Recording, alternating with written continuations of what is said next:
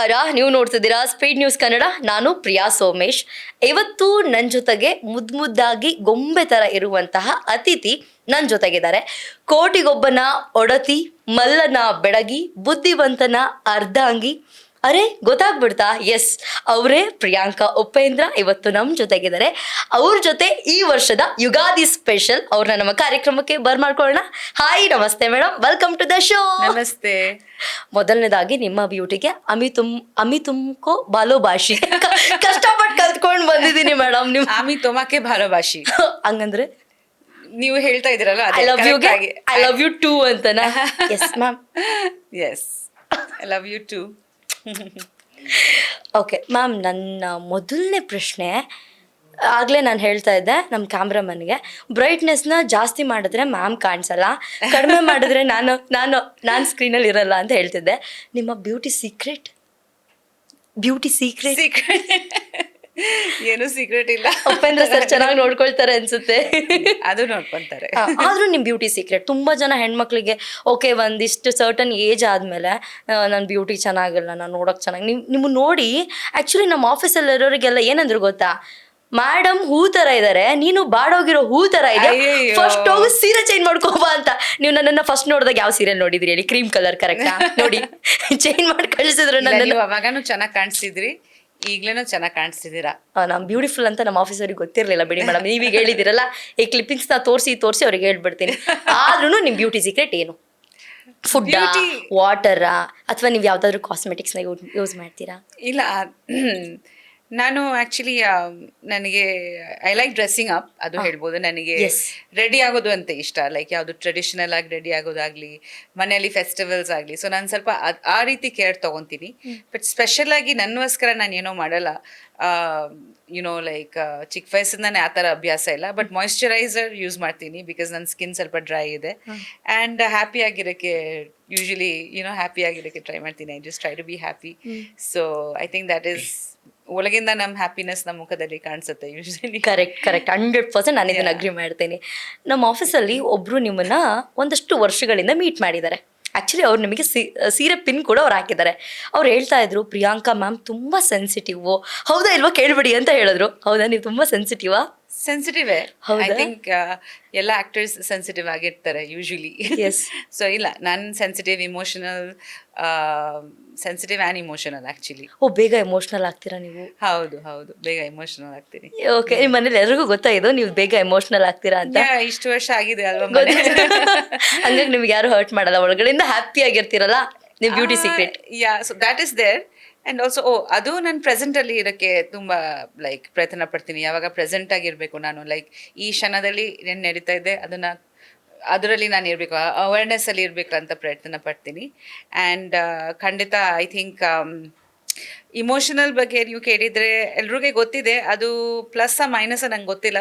ನಾನು ಇರೋದೇ ಹೀಗೆ ಚಿಕ್ಕ ವಯಸ್ಸಿಂದ. ಸ್ವಲ್ಪ ಏನಾದ್ರು ಎಸ್ಪೆಷಲಿ ಪ್ರಾಣಿಗಳು, ನೇಚರ್, ದೊಡ್ಡವರು ಚಿಕ್ಕವರು, ಏನೋ ಒಂದು ಯಾರಿಗೇನೋ ಹರ್ಟ್ ಆಗಿದೆ, ನಾನು ತುಂಬ ಇಮೋಷನಲ್ ಆಗ್ತೀನಿ.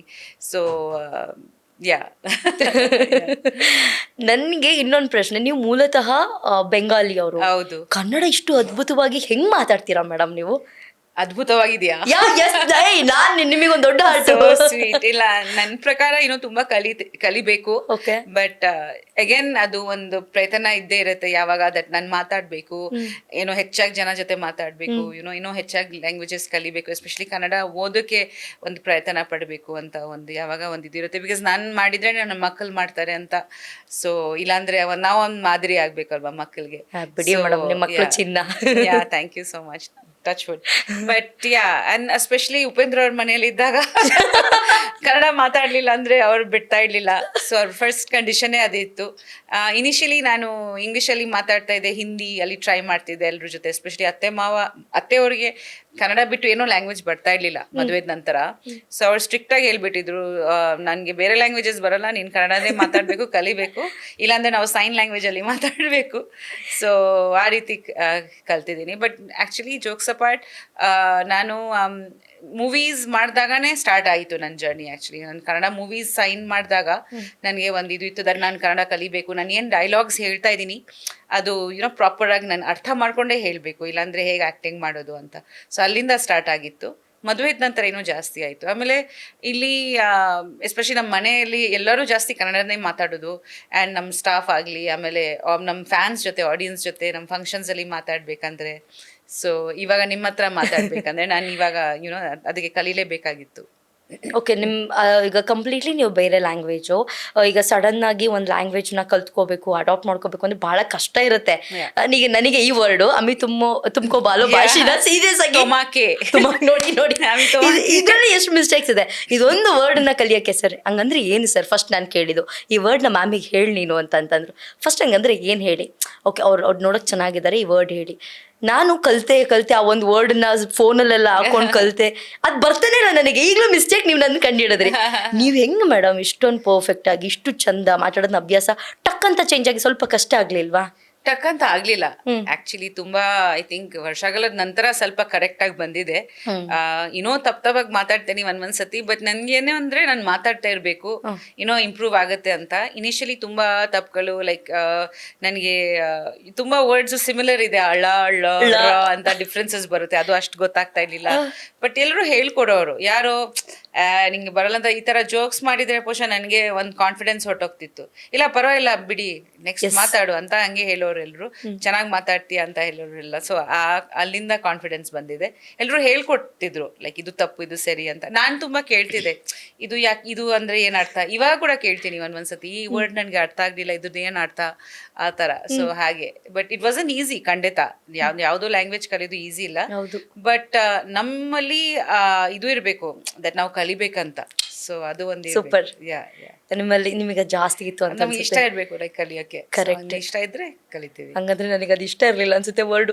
ಇಷ್ಟ ಜೊತೆ ಪ್ರಯತ್ನ ಮಾಡ್ಬೇಕು. ಕರೆಕ್ಟ್, ಇಷ್ಟ ಜೊತೆಗೆ ಪ್ರಯತ್ನ ಮಾಡ್ಬೇಕು, ಒಂದ್ ಎಫರ್ಟ್ ಇರ್ಬೇಕು. ಕರೆಕ್ಟ್. ನಾನು ಎಫರ್ಟ್ ಹಾಕಿಲ್ಲ ಹಂಗಾದ್ರೆ ನನಗೆ ಆಮೇಲೆ ಕ್ಲಾಸ್ ತಗೊಳ್ತಾರೆ. ಓಕೆ, ಈಗ ಯುಗಾದಿ ಹಬ್ಬಕ್ಕೆ ಬರೋಣ. ಆಕ್ಚುಲಿ ನಾನು ನಿಮ್ಮನ್ನ ಡೈರೆಕ್ಟ್ ಆಗಿ ನೋಡ್ತಾ ಇರೋದು ಇದು 2ನೇ ಸಲ. ಒಂದು ನಿಮ್ಮ ಸಿನಿಮಾದ ಪ್ರೀಮಿಯರ್ ಶೋಗೆ ಬಂದಿದೆ.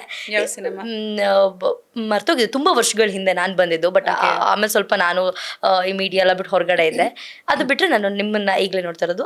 ಆಗಿದ್ದ ಬ್ಯೂಟಿ ಸೇಮ್ ಈಗಲೂ ಹಂಗೆ ಇದೆ. ಅದು ಸ್ವಲ್ಪ ಸ್ವೀಟ್ ಏನು ಇಲ್ಲ ಮೇಡಮ್.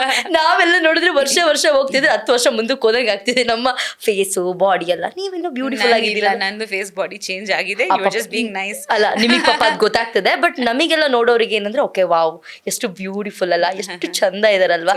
ಆಮೇಲೆ ನಾವೆಲ್ಲ ಪುಟ್ಟು ಬೊಟ್ಟು ಇಡ್ತೀವಿ, ದೊಡ್ಡ ಬೊಟ್ಟು ಇಟ್ಟೇ ಗೊತ್ತಿಲ್ಲ ಬಿಡಿ. ಆ ಬೊಟ್ಟು ಕೂಡ ನಿಮಗೆ ಎಷ್ಟು ಅಂದ್ರೆ ಆ ಬೊಟ್ಟು ನೀವಿಟ್ಮೇಲೆ ಆ ಬೊಟ್ಟಿಗೆ ಚೆನ್ನಾಗಿ ಕಾಣಿಸ್ತದೆ. ಲಿಟರಲಿ ಈಗ ಆ ಬೊಟ್ಟನ್ನ ನಾನು ಇಡ್ತೀನಿ, ಆ ಬೊಟ್ಟಿಗೆ ಅವಮಾನ ಮಾಡ್ದಂಗೆ. ಬಟ್ ಬ್ಯೂಟಿಫುಲ್ ಆಗಿದ್ದೀರಾ. Thank you so much. ಬೊಟ್ಟು ಆಕ್ಚುಲಿ ನಮ್ ಕಲ್ಚರ್, ಇದು ನಮ್ ಬೆಂಗಾಲಿಂದ. ನಾಳೆಯಿಂದ ನಮ್ಗೆ ನವರಾತ್ರಿ ಆಕ್ಚುಲಿ. ಹೌದು. ಸೊ ಈ ಚೈತ್ರ ನವರಾತ್ರಿ ಟೈಮಲ್ಲಿ ಎಸ್ಪೆಷಲಿ ನಾವು ಈ ತರ ಈ ದೊಡ್ಡ ಬೊಟ್ಟು ಇಡೋದು ಒಂದು ಕ್ರಮ ಇದೆ. ಅದ್ರ ಜೊತೆಲಿ ತುಂಬಾ ಇದೆ. ದೇವಿ ವರ್ಷಿಪ್ ಟೈಮಲ್ಲಿ ಎಸ್ಪೆಷಲಿ ನಮ್ಗೆ ತುಂಬಾ ಇಷ್ಟ ಆಗಿದೆ. ದೇವಿ ಇಷ್ಟಪಡ್ತಾರೆ ಅಂತ ಒಂದು ಇದು ಇದೆ. ಅದ್ರ ಜೊತೆಗೆ ನಂಗೆ ಇಷ್ಟ ಆಕ್ಚುಲಿ. ಐ ಡೋಂಟ್ ನೋ, ನನ್ನ ಅಮ್ಮನೂ ಹಾಕ್ತಿದ್ರು. ಸೊ ಹಾಗೆ ಒಂದೊಂದ್ಸತಿ ಅದನ್ನ ನಾನು ಹಾಕ್ತೀನಿ ಆಕ್ಚುಲಿ.